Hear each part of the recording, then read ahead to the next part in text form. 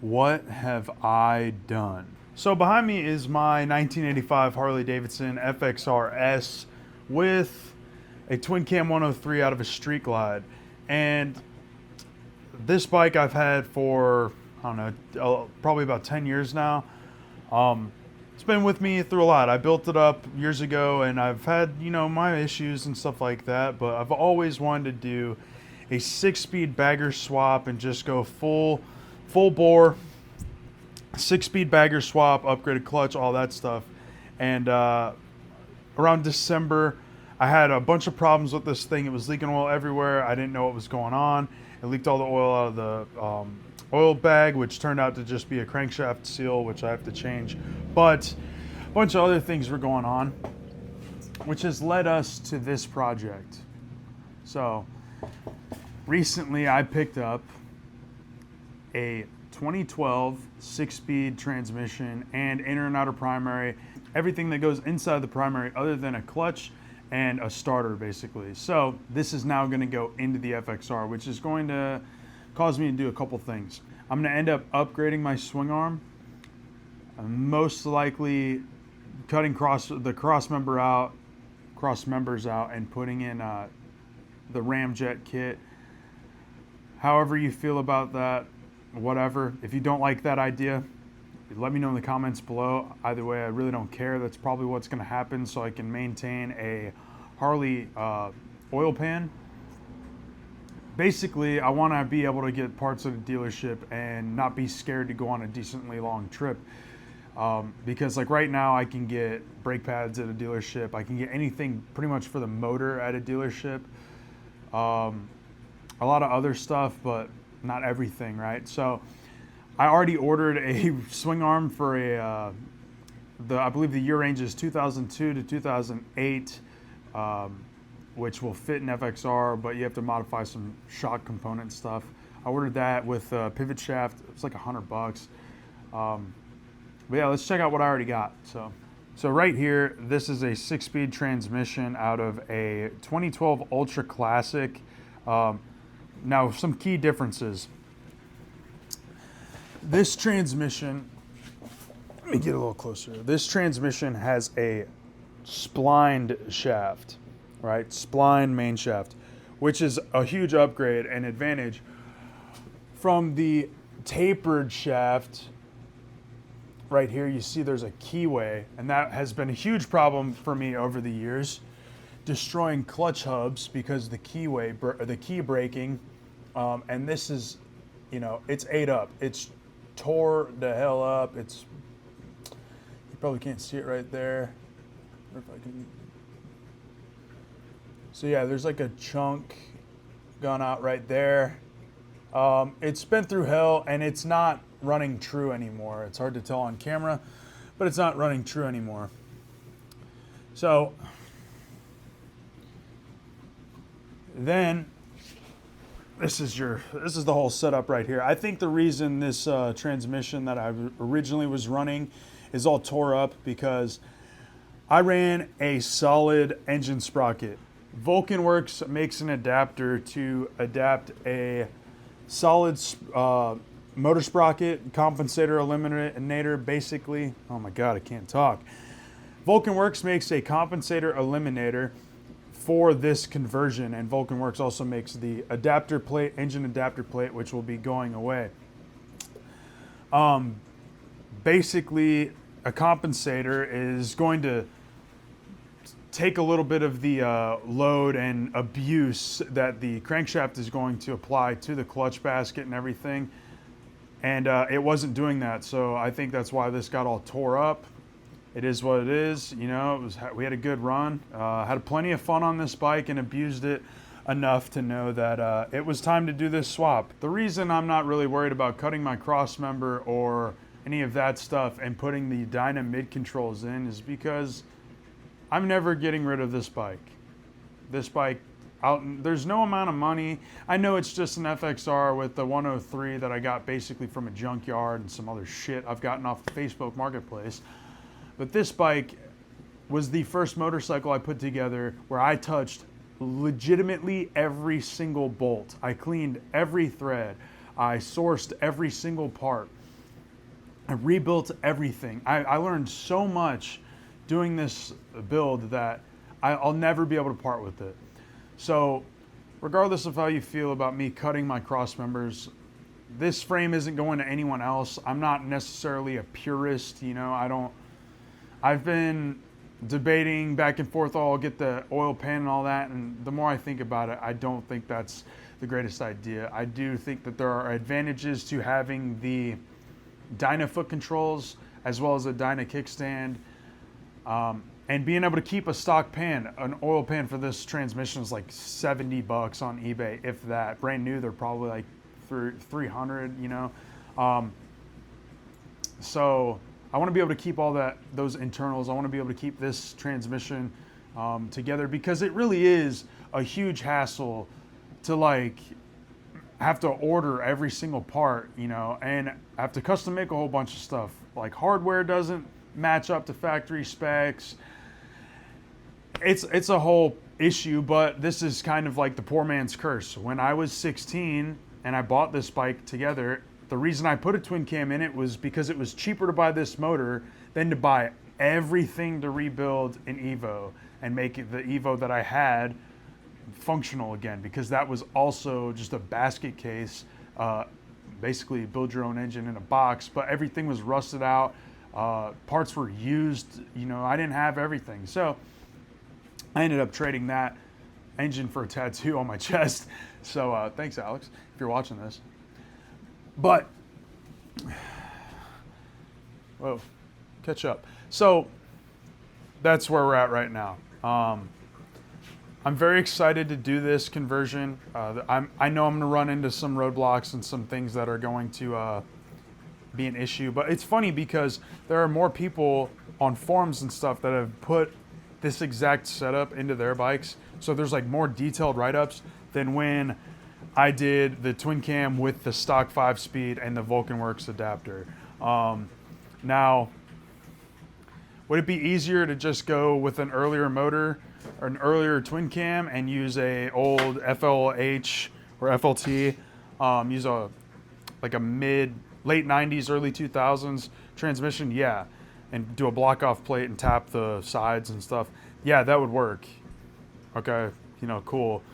But then if I would do that, I would have to do a whole bunch of stuff to make it a 6-speed and make everything work properly. So basically, this is literally this 100% is the cheapest route, because I got that transmission and the inner and outer primary and all the compensator stuff, $300 off of Marketplace. Steal. A steal of a deal. I mean, I couldn't even put a 6-speed in this 5-speed case for less than like $1,800 probably. But yeah, so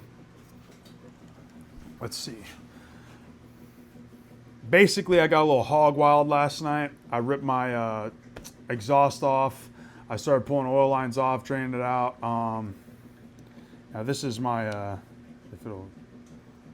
there's my primary, inner and outer. It's like, it's all in really good shape. No crazy damage, no scuffs or scratches, nothing like that. I mean, there's a little scratch on the derby cover, but who cares? No scratches on the bottom, all the stuff's there, so pretty stoked. Yeah, I disconnected my master cylinder for the rear brakes.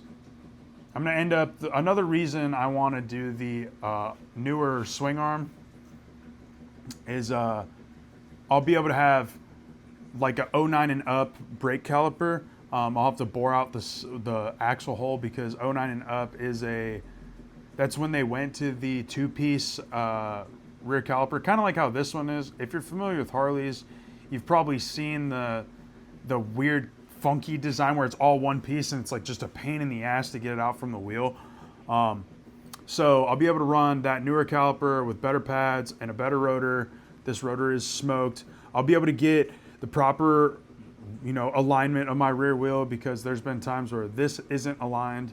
So I'm probably going to end up just getting a 9-spoke wagon wheel for like a 08, 09 bike. Or no, I think it's 07, 08, 9-spoke wagon wheel.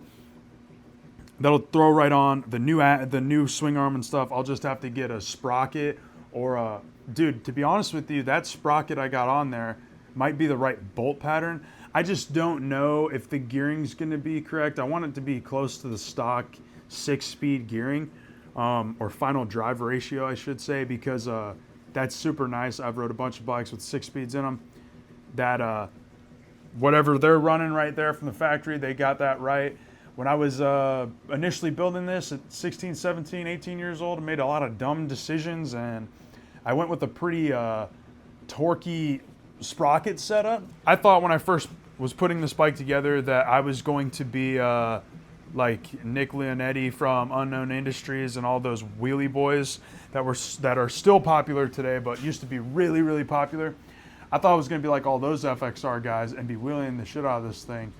So I set it up like it was a dirt bike, which for feeling and form and function while you're riding, awesome. But, you know, pretty big rear sprocket. Let's see if it'll track me. A pretty big rear sprocket on this thing is not what you really need if you want to go, say, ride on the highway for 50 miles over to your girlfriend's house. Even I've never been able to do that since her and I have been together, because this thing's always just a thorn in my side. Mainly due to this setup, this, you know, transmission setup. Either way, hopefully this time it'll be the last build I have to do on this thing. Over time, I really do want to adjust some other stuff, tighten up some other loose ends. I'm not a huge fan of the front end that's on this bike.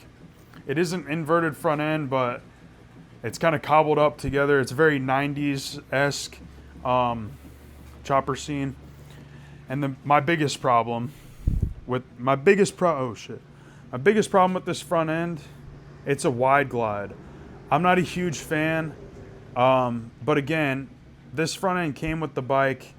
Obviously I had machined my own adapters at one of my old jobs to be able to run the bagger front calipers, and it does its job.